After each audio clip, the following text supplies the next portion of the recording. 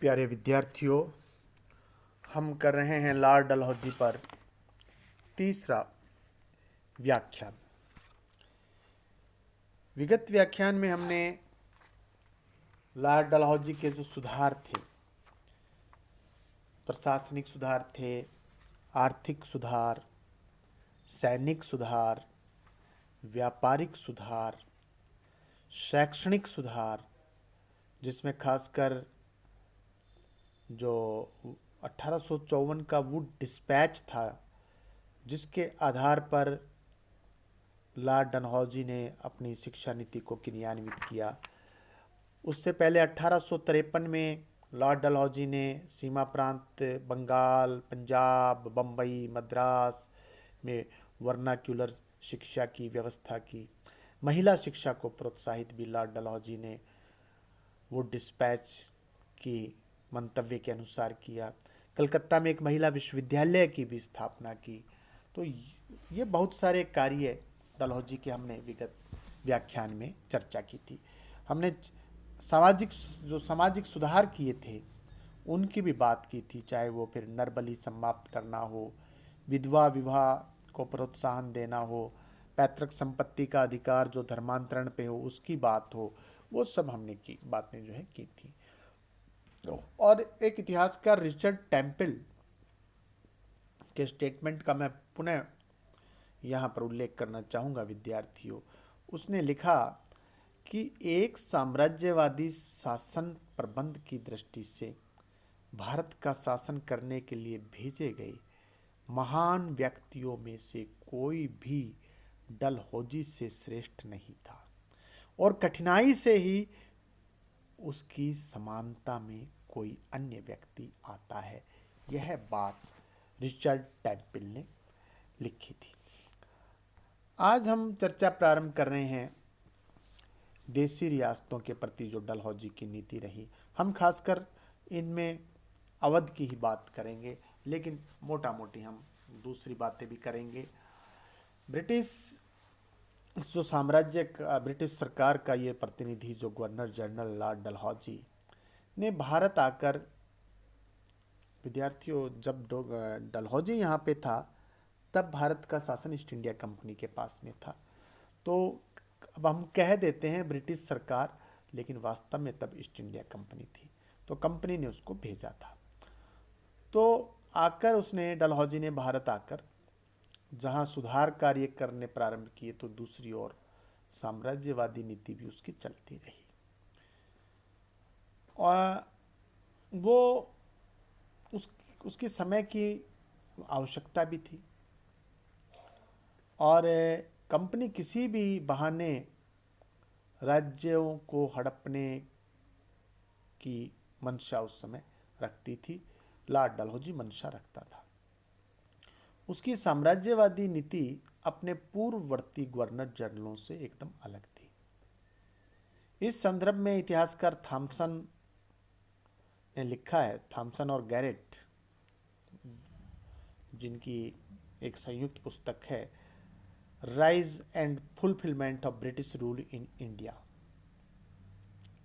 Rise and fulfilment of British rule in India, Thompson और Garrett लिखते हैं।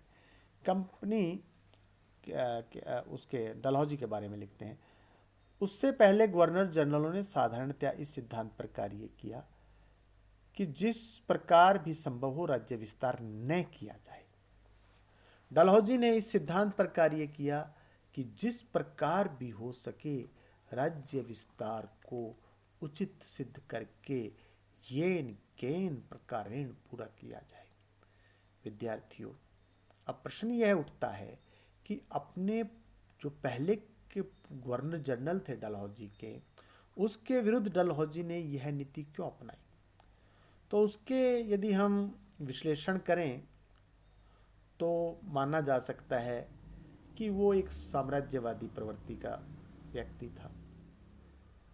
इसके अतिरिक्त उसके आगमन के समय भारत की परिस्थितियां कुछ इस प्रकार की थी कि महत्वाकांक्षी यदि कोई व्यक्ति है तो वो उसमें उसको उत्साहित अवश्य होगा उनसे, और लॉर्ड डलहौजी भी हुआ। इसके अतिरिक्त भारत में ब्रिटिश साम्राज्य के स्वरूप को वह बदलना चाहता था, ऐसा अपन मानते हैं। इसके अलावा इस समय जेम्स मिल तथा अन्य सुधारवादी लेखकों ने ब्रिटेन में यह विचार प्रचारित कर रखा था कि जब तक ब्रिटिश सरकार भारत का शासन अपने हाथ में नहीं लेगी, तब तक भारत में न्याय और व्यवस्था कायम नहीं हो सकेगी। तो लॉर्ड डलहौजी अब चाह रहे हैं कि ये सब काम पूरा कर दिया जाए ताकि ईस्ट इंडिया कंपनी पर ब्रिटिश सरकार कोई हस्तक्षेप न करे। इसके अतिरिक्त वह यह भी जानता था कि राज्य विस्तार की नीति हर स्थिति में कंपनी के लिए लाभदायक सिद्ध होगी। तो डलहौजी ने देशी राज्यों के प्रति जो साम्राज्यवादी नीति अपनाई विद्यार्थियों, उसके 5 पहलू हम बता सकते हैं। 5 उनमें हम वर्गीकरण कर सकते हैं। पहला, पड़ोसी राज्यों पर युद्ध आरोपित करना, ठीक है। दूसरा, कुशासन का आरोप लगाना। तीसरा, गोद लेने की प्रथा निषेध करना। अब ठीक है विद्यार्थियों, युद्ध आपने किसी के साथ युद्ध थोप दिया, कुशासन का आरोप लगा दिया, लेकिन ये जो गोद लेने की प्रथा को निषेध किया है, ये भारतीय परंपरा में इसका बड़ा विरोध हुआ, क्योंकि हमारे यहाँ तो हजारों सालों से गोद लेने की प्रथा थी। वेदों के ज़माने से गोद लेने की प्रथा थी। किसी भी ऐसा कोई दंपत्ति जिसके अपना कोई बच्चा बच्ची नहीं है, वो गोद लेके अपना आगे वंश चलाता था। हमारे यहाँ वंश आगे बढ़ना चाहिए, इस बात पे भी बड़ा गौर किया जाता है। तो बहुत से ऐसे राजा भी होते थे जिनके अपने बच्चे नहीं होते थे, तो वो अपने परिजनों में किसी का बच्चा गोद लेके उसको अपना उत्तराधिकारी नियुक्त कर देते थे। प्रजा में इस पर कोई प्रतिरोध, कोई विरोध नहीं होता था, और शहर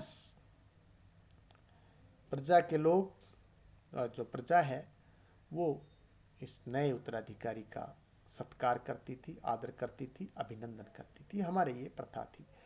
लेकिन डलहौजी ने देखा कि जिसके राजा के बच्चा नहीं है, वो बच्चा लेके किसी का, अपने परिजन का उत्तराधिकारी घोषित कर रहा है। डलहौजी ने सोचा कि यहाँ एक रास्ता उसको मिल सकता है, और उसने रास्ता निकाला और उसने गोद लेने की प्रथा को प्रतिबंधित कर दिया। चौथा बिंदु यदि हम इसमें तलाशें, तो किसी पे कर्ज की राशि कोई बकाया है, कोई संधि हुई, संधि के द्वारा उस पर कोई राशि, अमाउंट फिक्स किया गया किसी राज्य पर, और उसने नहीं चुकाया, तो उसको भी आप पर बकाया है, बकाया नहीं दे रहे हो तो हम आपकी भूमि लेंगे। और 5वां, उसने जो विभिन्न जो राजा लोग थे, उनको जो पेंशन मिलती थी, उनको जो उपाधियां थी, पद थे, वो समाप्त उसने कर दिए। इन तरीकों से उसने कंपनी को एक विशाल साम्राज्य का स्वामी बना दिया। तो पहले यदि हम बात करें कि युद्ध द्वारा राज्य का विस्तार, डलहौजी ने विभिन्न पड़ोसी राज्यों पर युद्ध आरोपित करके अपने जो साम्राज्य का विस्तार किया। उसने युद्ध द्वारा पंजाब एवं बर्मा पर अधिकार कर लिया। उसका विचार था कि अंग्रेजों को युद्ध करने का अधिकार प्राप्त है, अतः वे किसी भी राज्य को युद्ध में पराजित कर उस पर अपना अधिकार स्थापित कर सकते हैं। उसने इस सिद्धांत के द्वारा सर्वप्रथम पंजाब पर अधिकार स्थापित किया। उसने पंजाब के विद्रोह को दबाने के बहाने पंजाब पर अपना अधिकार कर लिया। यहां तक कि उसने कोर्ट ऑफ डायरेक्टर्स की भी अनुमति नहीं दी, तथा अधिकार करने के बाद उसने ब्रिटेन का जो वो है बोर्ड ऑफ डायरेक्टर्स को धमकी दी कि इसका यदि वो इसको स्वीकार नहीं करेंगे, इसके कार्य को, तो वह त्याग पत्र दे देगा। उसने पंजाब पर ब्रिटिश अधिकार करने के दो प्रमुख कारण बताए। पहला तो यह कि लाहौर दरबार ने भैरोंवाल की संधि में निर्धारित धनराशि कंपनी को नहीं चुकाई, जबकि लाहौर दरबार इस संधि का 2/3 भाग अदा कर चुका है। तो कुल मिलाकर के उसका ये कहना था कि भाई जो हमारा जो ड्यू है वो आप हमें चुकाएं, और उसने आरोप लगा दिया कि वो जो उन्होंने नहीं चुकाया, जबकि 2/3 भाग चुका था लाहौर दरबार। अब वो कह रहा है कि शेष जो बचा है वो भी चुकाओ। दूसरा उसका कहना था कि स्वयं सिख राज्य ने विद्रोह उत्पन्न करके अकारण ही उसे युद्ध के लिए प्रेरित किया है। हालांकि हम जो अंग्रेज सिख जो संबंध है उसमें इसका विस्तार से वर्णन करके आए हैं। इसी प्रकार विद्यार्थियों, उसने द्वितीय बर्मा युद्ध के द्वारा बर्मा पर भी अपना अधिकार स्थापित कर लिया। उसने संघर्ष के लिए भी बर्मा स्थित आंग्ल प्रतिनिधि, वहाँ जो संघर्ष हुआ उसके लिए भी जो अंग्रेज प्रतिनिधि लैम्बर्ट उत्तरदायी था, जिसका अपन ने पहले व्याख्यानों में चर्चा कर ली है। अब बात यह है कि कुशासन का आरोप, डलहौजी ने कुछ रियासतों पर कुशासन का आरोप लगाया और भ्रष्टाचार का आरोप लगाया, और कुछ रियासतों को इस आधार पर ब्रिटिश साम्राज्य में विलय। अवध और बरार जैसी रियासतें इस नीति का शिकार रही। अवध के अपहरण की संपूर्ण जो चर्चा है हम पहले कर चुके हैं और अभी और भी आगे करेंगे। तो डलहौजी की राज्य हड़पने की नीति के विषय में इतना ही कहना पर्याप्त है विद्यार्थियों कि अवध के नवाब ने, अवध का जो नवाब है वो शासन के प्रति लंबे समय तक उदासीन चले आ रहे थे, ये डलहौजी ने कहा। 1847 में मृत नवाब नासिरुद्दीन का दूसरा पुत्र नवाब वाजिद अली शाह गद्दी पर बैठा। उसका दरबार भी व्यभिचार और भ्रष्टाचार का अड्डा बन गया। अवध के अंग्रेज रेजिडेंट्स ने गवर्नर जनरल को राज्य के कुशासन और भ्रष्टाचार की शिकायत की। डलहौजी ने अवध के नवाब पर कुशासन का आरोप लगाकर उसके राज्य को 1856 में अंग्रेजी साम्राज्य में सम्मिलित कर लिया। वास्तव में अवध के कुशासन का उत्तरदायित्व कंपनी सरकार पर ही था, क्योंकि अवध का धन किसी न किसी अनुचित तरीके से निरंतर कंपनी सरकार के राजकोष में आ रहा था। डलहौजी ने सैनिक शक्ति के बल पर नवाब को गद्दी से उतार दिया, अवध का खजाना लूट लिया, अवध की बेगम के साथ दुर्व्यवहार किया, नवाब को बंदी बना लिया। उसकी सारी कार्यवाही घोर अन्यायपूर्ण थी। अवध का इस प्रकार अपहरण किया जाना अंग्रेजों की बदनीति का परिणाम था। सहायक संधि के माध्यम से अंग्रेजों की कूटनीति अपना फल दिखा रही थी। अंग्रेज अपनी सेना के बल पर देसी राज्यों पर नियंत्रण रखते थे। सेना का व्यय भी देसी राज्य उठाते थे। ये बड़ी एक विचित्र मैनेजमेंट अंग्रेजों ने बना रखी थी। अंग्रेजी सेना धीरे धीरे राज्य पर इतना नियंत्रण स्थापित कर लेती थी कि शासक पर कोई भी आरोप लगाकर उसे पद से हटाकर अंग्रेज जो है अपना उल्लू सीधा कर लेते थे। अवध के अपहरण से भी स्पष्ट हो गया था कि कंपनी सरकार जनता अथवा संपूर्ण भारत के हित के नाम पर देसी राज्यों के आंतरिक मामलों में हस्तक्षेप कर सकती थी और उनका अस्तित्व भी पूर्णतः मिटा सकती थी। डलहौजी की इस नीति से अन्य देसी राज्य भी आतंकित हो गए। भीषण असंतोष व्याप्त हो गया। अवध का अपहरण भी 1857 की क्रांति के विस्फोट का एक कारण था विद्यार्थियों। ब्रिटिश साम्राज्य के विस्तार के लिए डलहौजी ने कुशासन को विलीनीकरण का आधार बनाया। तो स्मिथ लिखते हैं कि जनता का कल्याण उसकी दृष्टि में शासक की मित्रता से अधिक महत्वपूर्ण था। लेकिन हम जानते हैं विद्यार्थियों, ये बात सही नहीं है। डॉक्टर ईश्वरी प्रसाद लिखते हैं कि डलहौजी की जो डकैती है वो अवध विलीनीकरण में अपने चरम पर थी। सबसे अंतिम भारतीय राज्य जिसे लॉर्ड डलहौजी ने अंग्रेजी राज्य में सम्मिलित किया वह अवध का राज्य ही था। लॉर्ड डलहौजी द्वारा अवध के अपहरण का जो हम जिक्र कर रहे हैं उससे कुछ साल पहले की एक घटना की चर्चा करना भी प्रासंगिक रहेगा।